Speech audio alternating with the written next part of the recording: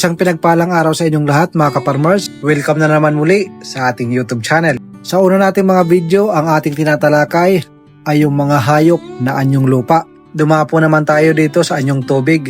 Isang napakagandang negosyo na pwede nating pasukin. At ang pag-aalaga ng crayfish ay hindi kailangan napakalaking space. Kahit sa likod bahay lang, sa backyard ay ayos lang. Pero bago natin ipagpatuloy, ipapakilala ko muna sa inyo ang may-ari na si Randy Gamel Jr. o mas kilala bilang si Dakri. Ngayon pag-uusapan natin ang napakagandang ideal business na ito. Bakit ko nasabing maganda mga ka-farmers? Dahil ang crayfish ay hindi mahirap alagaan. At ang kagandahan sa pag-aalaga dito, hindi mo kailangan gumastos ng napakalaking feeds consumption. Pero dito muna tayo mga ka-farmers, paano nga ba ginawa yung kanilang crayfish pond? Paano sila nakatipid at napabilis ang paggagawa ng crayfish pond? Bago sila nagsimula, nagkatay sila kanina ng kambing. Ang sarap mga ka-farmers. Sa paggagawa nila ng pond, ito yung kanilang mga poste. Puro mga kawayan mga ka-farmers. Pero hindi basta-basta mga kawayan ito. Ito yung mga tinatawag na bayog, yung mga matitibay. At pagkatapos maporma ang mga poste, isinunod na ang mga yero. At ang kasunod, nilagay na yung trapan para hindi mabutas yung lining pan na gagamitin. Napaka-importante yung trapan para hindi matusok yung trapan para maiwasan ang pagkabutas or paglik ng tubig na ilalagay dito. Pagkatapos mailagay yung lining pan, ito na, lalagyan na ng tubig para mailagay na yung mga kailangan ilagay para malagyan na ng crayfish. Nang malagyan na ng tubig, sunod naman ang nilagay yung mga dahon ng nyug na tuyo, kasama na rin ang dahon ng saging. At ito na mga ka-farmers, ang pinakaihintay ng lahat. Ito na yung crayfish na papakawalan dito. Ay aba, napakaganda nga ng setup nila. At pagkatapos ng mailagay, ito na, para naninibago sila sa kanilang bagong bahay. Kung kayo nagtatanong, para saan ba yung mga dahon ng nyug? Simple lang ang kasagutan dyan. Mas maganda kasi na mayroon mapagtataguan ang mga crayfish. Kasi once na mayroon mga banta sa kanilang buhay, katulad ng mga ibon, pusa na pwedeng kumuha sa kanila o pumatay, makakatago sila sa ilalim. At isa pa mga ka-farmers, once na nagmo-molds ang mga crayfish, nangihina yan sila. At pag nangihina, pwede silang kainin ng kapwa crayfish. Kaya mas mainam na mayroon silang mapagtataguan. Tulad ng aking sinabi mga ka-farmers, ang crayfish ay pakunti-kunti lang ang bigay. At isang araw, halos isang beses lang yan pinapakain. At ang kagandahan dito, pwede sila kumain katulad ng kamote, kamuting kahoy, carrots, at iba pang mga pwede natin ipakain na mga gulay-gulay katulad ng kalabasa, talbos ng kamote na pwede natin lagain at ibigay sa kanila. At kahit hilaw, pwede nilang kainin. I-chop lang natin ng maliliit. Kakainin nila yan. Pwede rin tayo magbigay ng mga isda. Katulad na lang ng mga isda na binibinta ng mura. Yung mga butod na, pwede natin ibigay sa ating mga alagang crayfish. Katulad nito, yung tamban, murang-mura. Pwede natin ibigay sa ating mga alagang crayfish. At kahit yung hilaw na manok na hindi na kinakain, pwede natin ibigay sa ating mga alagang crayfish. Yung mga pagkain natin ng mga sobra-sobra, kakainin nila yan. Ang sabi ko sa una, pwede ito sa ating mga likod bahay, sa ating backyard. Baka magtaka kayo, napakalaki naman ng crayfish pond na yan. Ito ka-farmers ay isang upgraded na crayfish pond. Talagang sinadya nila ito. Pero mamaya ipapakita ko sa inyo yung backyard na crayfish pond.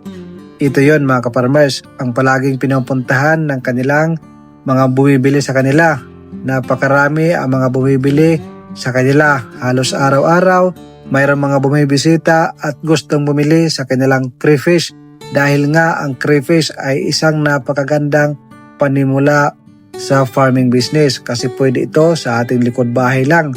Dito ay pinasilip ko yung kanilang mga customer. Sila yung mga gustong bumili ng crayfish at magsimula sa crayfish farming.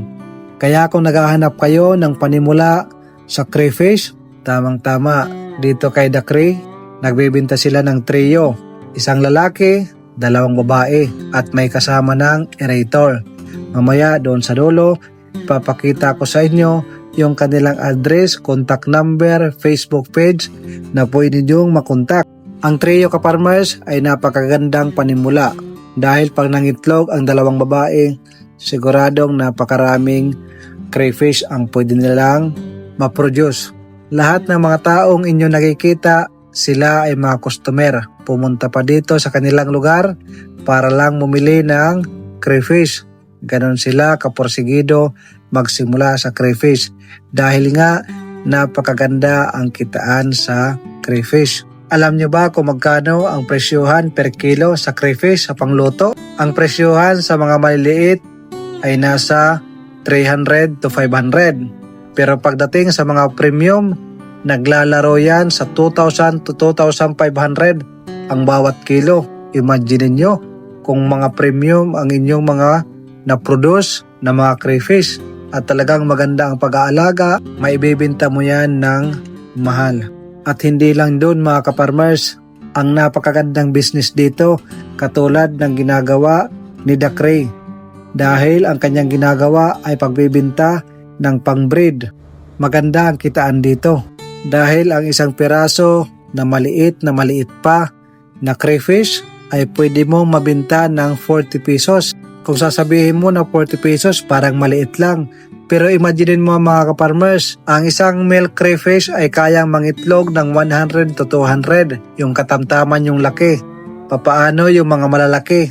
Kaya nilang mangitlog ng 600 to 650 bawat isang itlogan mga ka-farmers. 40 lang yan ka-farmers. Pero pag tinimes natin yan, kung ilan ang breeder mo, naku po, malaki-laking pera ang kalalabasan at pwede mong kitain. Kaya sa ating mga ka-farmers na mayroon ng mga farm, ang crayfish ay pwede natin ilagdag sa ating mga alaga. Kasi para sa akin, kung marami tayong alaga sa ating farm, mas masayang tingnan. Para sa akin kasi mga ka-farmers, pag halo-halo yung ating mga alaga, meron tayong alagang manok, pabo, fish pan at iba-iba pang mga alaga na meron tayo, ang sarap tingnan habang tayo nag-relax sa ating farm. Ganito kalaki yung mga umaabot na ng 2,000, 1,500. Depende kasi sa location sa farmers. Depende rin sa nabibinta. Pag quality, ganito kalalaki, malalobster na yung kanilang laki, maabot na yan ng 2,000 to 2,500 ang kilo. Pag ganyang ka-quality ang inyong breeder, umaabot na yan ng 600 to 650 ang bawat release o egg production na kaya nilang i-produce. Isang itlogan lang, napakarami ka nang pwedeng i-breed ulit. Ang lalaki ka-farmers. At dahil nga nakabisit tayo sa farm ni Dakray, hindi naman pwede na hindi natin titikman ang kanilang nagagandahan na mga crayfish. Ang unang gagawin, bagong huli. Ang kasunod, kailangan linisan para masiguradong malinis yung ating food trip ngayon. Ayan na. Nakatapos linisan, ganito lang pala ang pagluluto ng crayfish. Mas maganda na sa asin natin lutuin. Alam nyo kung bakit? Ang kalalabasan, pulang-pula. Wala itong sauce mga ka-farmers. Pero mamaya, mag-prepare ng chili sauce para doon natin ididip ang ating crayfish. Habang ako'y nanonood, natatakam na ako. At ito na mga ka-farmers, wow, yung balat pa lang, pulang-pula. Pag meron kayo nito sa inyong mga farm, baka hindi nyo ibenta, kayo lang din ang makaubos. Dahil nga, ang lasa nito, malalobster, walang pinagkaiba. At dahil naluto na yung ating crayfish, ano pang hinihintay? Ilabas na ang chili garlic. Dito natin isasawsaw. Ito yung perfect time, ang pinakahihintay sa lahat ng matikman. At mas masarap ito pag sinamahan ng atsara.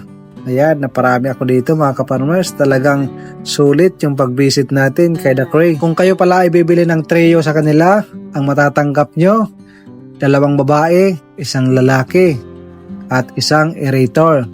Yan po ang magandang panimula. Pagkatapos lagyan ng sticker, ready for deliver na. Kaya kung plano nyo magsimula at plano nyo bumili sa kanila, pwede mo rin gayahin ang kanilang style sa kanilang pagbibusiness. At ang kagandahan kung sa kanila ka bibili ng similya o pang-breed, pag marami na ang inyong maproduce, pwede rin sila ang bumili sa inyong mga na-produce na mga crayfish. Kaya kung gusto nyong bumili kay The Cray, ilalagay ko na sa screen yung kanilang contact number para diretso na kayo na mag-message sa kanila or tumawag. Tulad ng aking sinabi, hindi mahirap paramihin yung crayfish dahil nga palagi silang nagmimit. At alam nyo na, katulad din ng mga nanonood, mahilig din sila sa mga meat kaya mabilis silang dumami. So paano mga ka-farmers? Isang napakagandang ideal business ang pag-aalaga ng crayfish. Baka sasabihin nyo, walang market sa inyong lugar at wala pa ito sa inyong lugar. Kung wala pa ito sa inyong lugar, napakaganda dahil kayo ang makakauna. Kung wala itong market, hindi mahilig ang mga tao at walang nakakakilala, ipakilala nyo para magkaroon kayo ng market. Dahil sa ngayon, hindi na mahirap mag-market. Gamitin natin ang social media sa pagmamarket para maka-attract ng mga bibili sa ating produkto. So ayun lang mga ka-farmers, kung sa tingin nyo ako ay nakakatulong sa pag-share ng ideal business, baka naman papindot ng subscribe at para mas lalo pa tayong makilala.